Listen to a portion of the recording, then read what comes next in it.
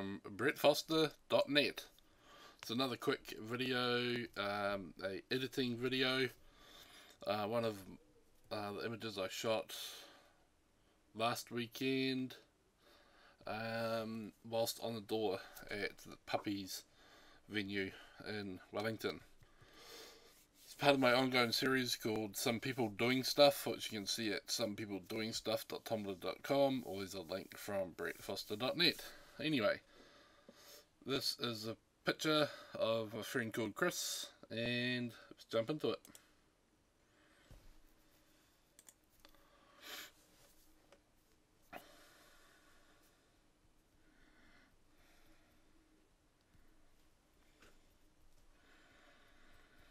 I got another new Micro Four Thirds camera, new to me this week, EPL2. Unfortunately, came with a kit lens, and the kit lens has an electronic error. I got it cheap enough that it doesn't actually worry me too much, but the seller's been a bit of a annoyance, for want of a stronger word, for lack of a stronger word. But I think this might be the camera I've been looking for until I can afford one of the EM10s, the new one probably. Reason being pop-up flash, which my GF2 has, but the GF2 there's no way to control the power output of the flash. I've kind of figured out how to use it. This image was taken with my GF2, but I think I'm going to get much more consistent results with the EPL2. The build quality is not as nice as the GF2. It's silver, and I don't think silver cameras are the best for trying to be inconspicuous. I'm actually even end up painting it. I must have left it in the car. I was going to show you it. Yep, I left it in the car. But anyway,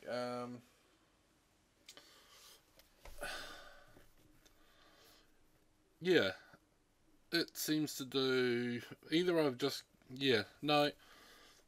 bought the EPL 3 new, and I've never really used it that much, because it doesn't have a flash, and I hate the gimmicky little clip on the top flashes.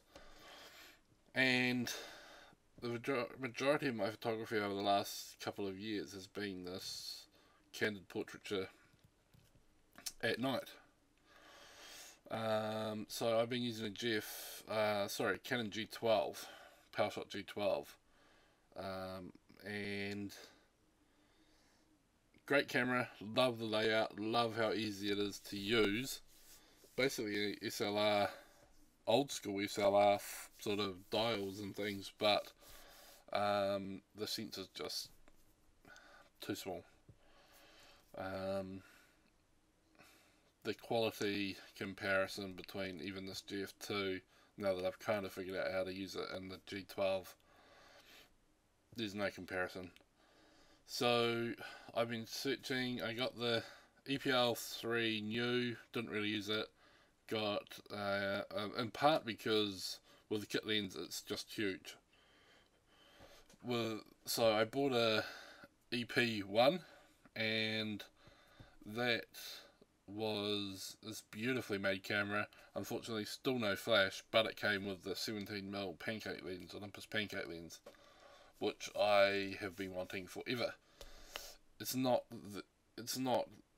a great sharp lens across the whole piece of glass, but it's good enough, and it's tiny. So now then I bought the GF2 body only, and that had a pop-up flash, so I thought that was going to work awesome with the 17mm. As I said, awesome build quality, love that camera for most things, except you can't control the output of the flash. If I'm wrong, someone leave me a message, because I haven't been able to figure it out. And that package is smaller than the G12. So in every dimension, the GF2 with the 17mm lens is smaller than the Canon G12. Then I recently found the EPL3, EPL2. So now I have 4 micro four thirds cameras, and I've been playing with the EPL2 just in the house in the roundabout over the last couple of days, and I think this might be the one. Oh, the other thing I don't like about the GF2, no embodied image stabilization. So the other thing that I do a lot of in my photography is nighttime car photography. So I'm sort of documenting, photographing cars, and also car club members, car club owners, and the sort of culture that around that, which I use a monopod and no flash and the 17mm 2.8 or the an Olympus, couple of Olympus legacy lenses, but without the in-body image stabilization I'm not able to get those shots as stable as I would like on occasion. So this fixes that problem as well. Anyway, on with the edit. That was a nice long rant for you.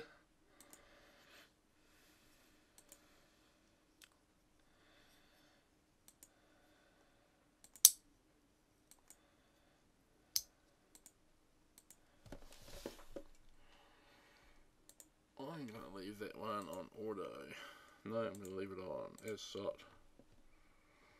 Let's see what the grain's like. The noise. It's funny we don't call it grain in digital, because I guess it's not really. Bump the luminance.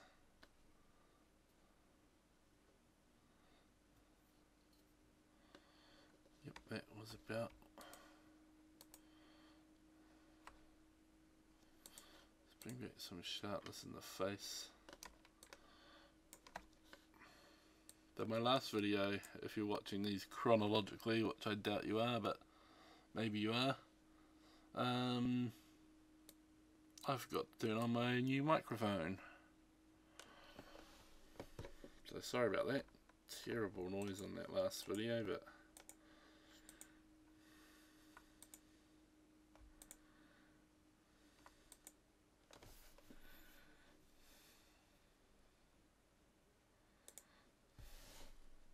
see what we can pull out of this one.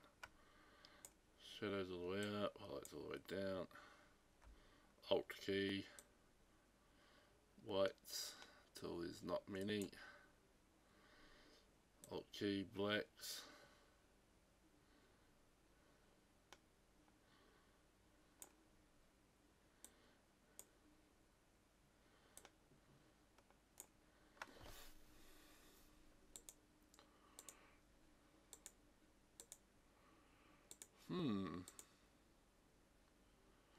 So I think I like that way less.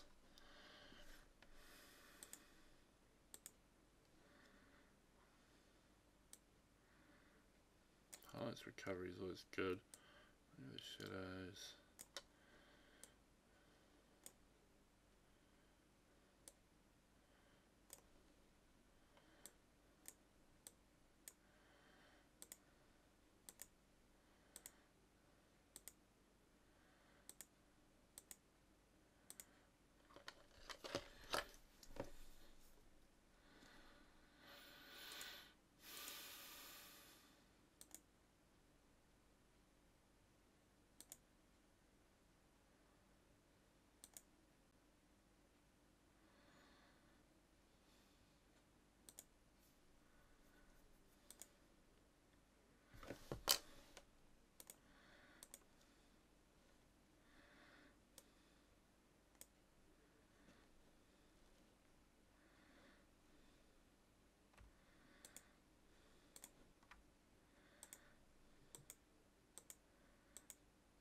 That's good. Happy with that. Open image.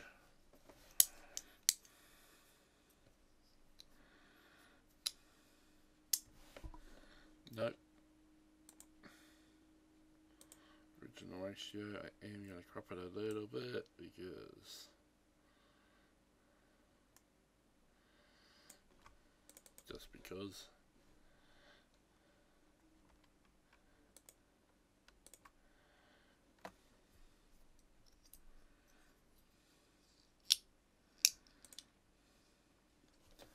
So Knit Collection, I have a couple of presets set for Knit Collection for portraits, for these portraits. Don't know that I've used them with the GF2 files though, so this will be interesting. This is one that I use a lot with the G12.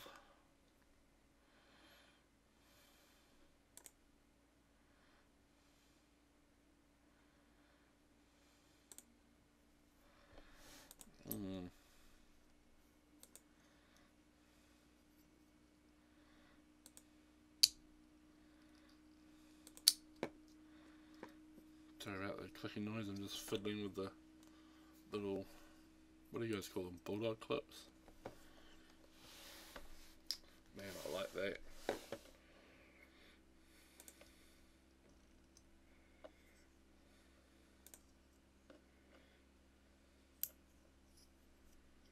That's cool. Don't like that. Like that.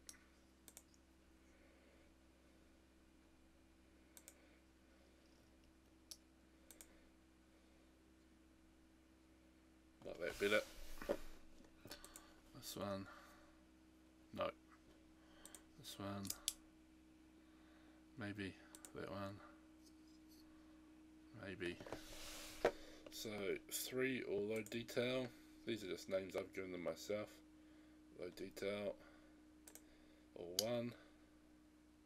Low detail. So I'm going to see what the vignette's doing on this one. Yeah, right where it should be.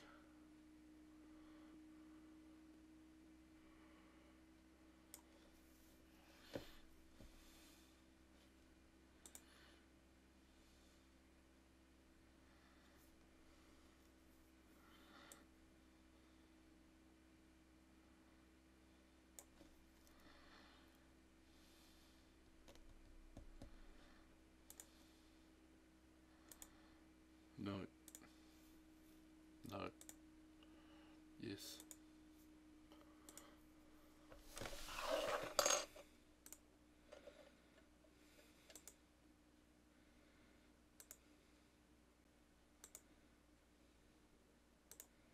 Oh, that's weird. I just noticed that. Don't like that. That's super weird. Why is that happening? Because I rescued those damn highlights. Hope you can still hear me.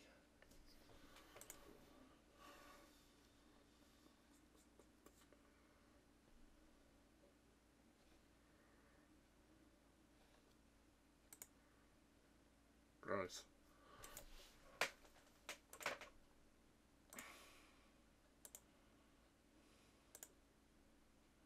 That one.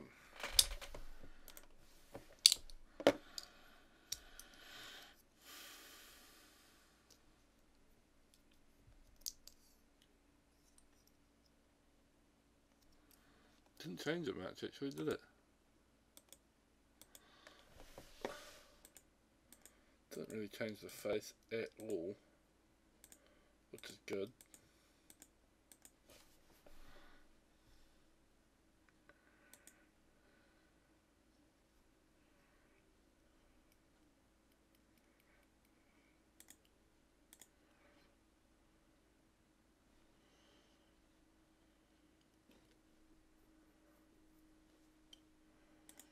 So now I quite often do this as well, which I don't think I've done in my videos so far. I do a colour and then I go in over the top of the colour with the silver effects.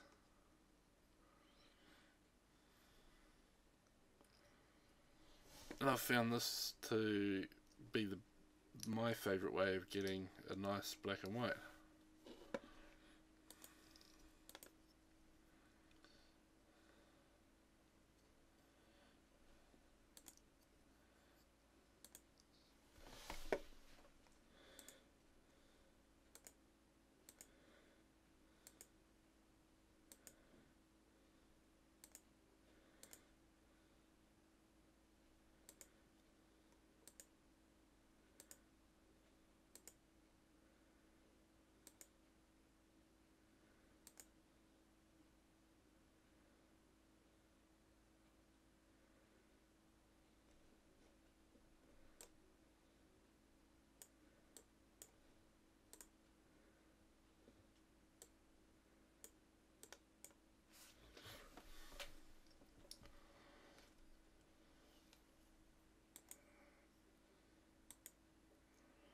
So these filters over on the far right that I'm clicking on at the moment simulate what these actual coloured filters would have done back in the day.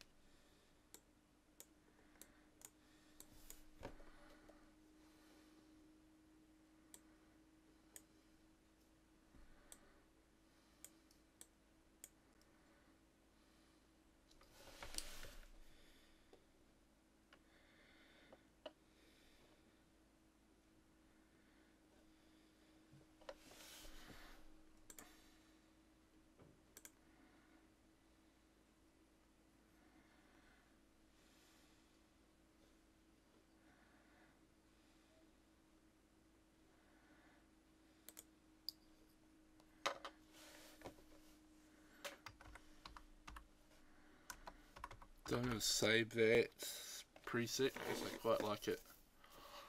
I'm going to call it soft fade because to me that's what it is. And I'm going to make that a favourite. I'm going to go back to my favourites because I was tossing up between that one and this one.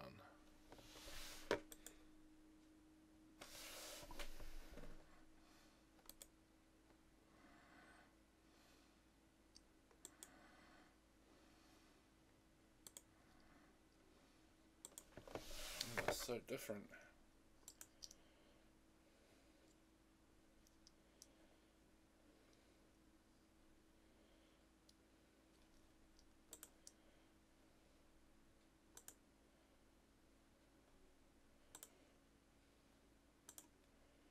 I'm going to go for that one.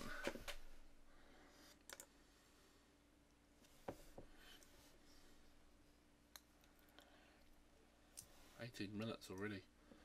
Man, I gotta get faster at these. I'm sure you guys aren't sitting through all this. I wouldn't. Yes, I would.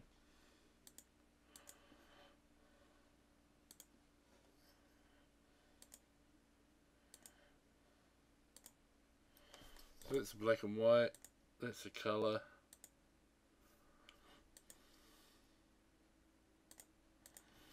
Man, I'm a sucker for these nighttime tungsten photos, and I think the black and white takes away from that.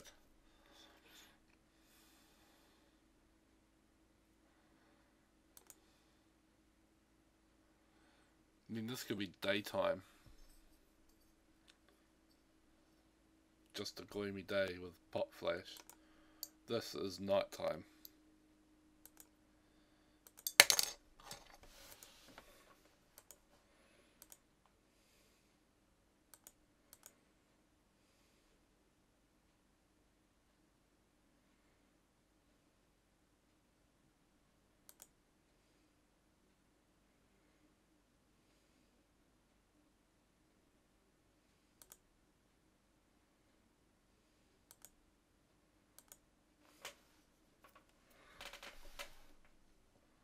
Which would you guys choose? Leave me a comment in the messages, in the comments. Wow, that click really spikes the old audio meter. If I do something like what this is going to do, it's quite cool.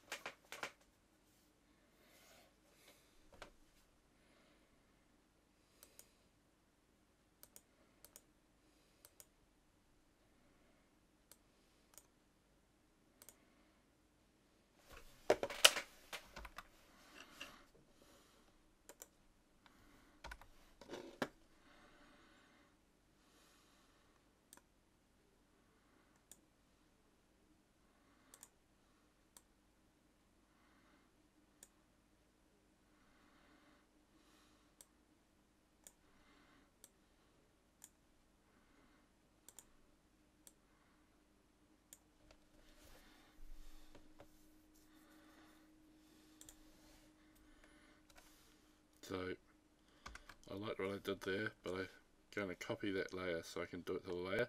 So Control J, I copied that layer. Control B brings up the colour sliders. I'm going to take some yellow out of the midtones, and I'm going to add some cyan, so taking out some red. And the highlights, I'm going to do the same. Faces are almost always highlights. It's not true, but very often, especially with flash photography.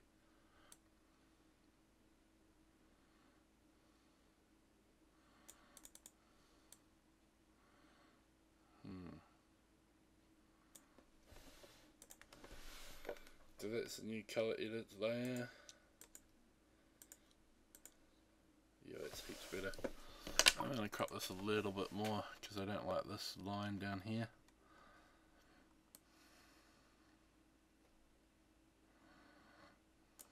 And it also gets rid of that black bit up the top. Maybe even a touch more. No.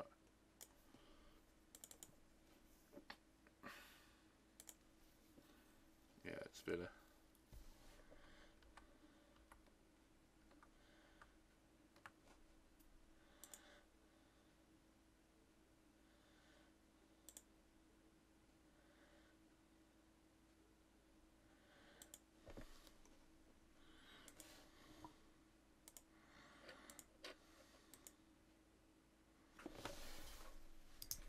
Yeah, and go with colour. So I'm going to save this PSD full size anyway so I can come back to it. Go libraries, pictures, some people doing stuff, doing pretty much April, May, June now. New folder. 2015, June, which is the 6th month. June. Put some all in time order. So the date of this was taken last Friday. Saturday the 6th. So 2015, 6th. The 6th of the 6th. 6. And the dude's name is Chris.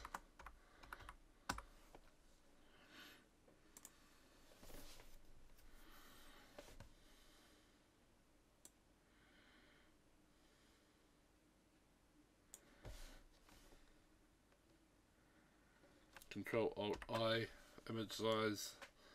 So now I'm going to save a web size version. And I tend to make my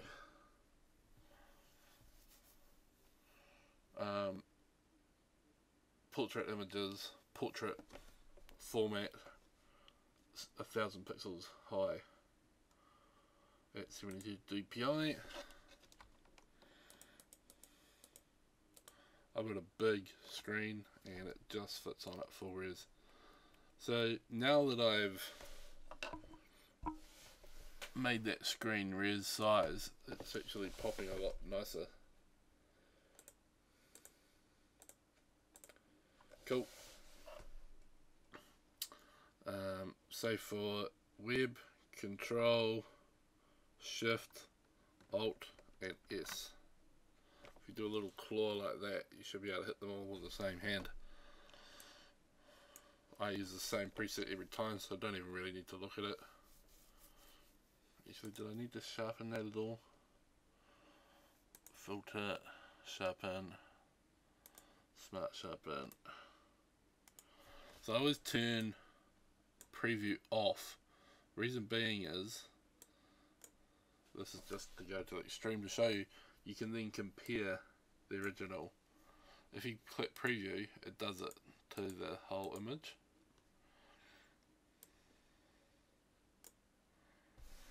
Just want a little bit to sharpen up the eyes.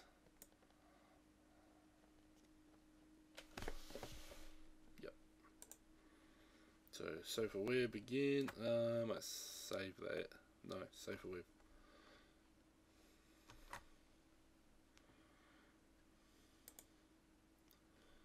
Some pictures of me. Shame.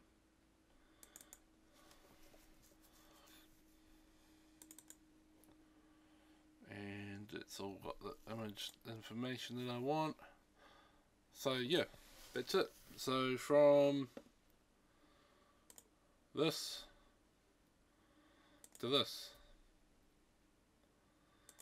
Pity my damn stupid Panasonic files won't let me twist that, but to me it pulled out a lot of detail here, and yeah, it's just a much, whoops, sorry about that, it's just a much contrasty. Contrast is not the right word, because it's not about the contrast of the image, it's about the separation of elements, which is contrast, but not what you'd typically call contrast in Photoshop. But anyway, I hope you like this. Chris is a cool guy. He's a guitarist in a band called Razor Wire with a Y. Not sure if they're doing anything at the moment, but check out their old work. It's hair metal of the best kind. Thanks for watching. Give me a thumbs up if you liked it. Please leave comments. Would you go black and white? Would you go colour? And yeah, so if you like it, subscribe. I'll be doing more. Aiming to do one of these every week. So thanks for watching. See ya.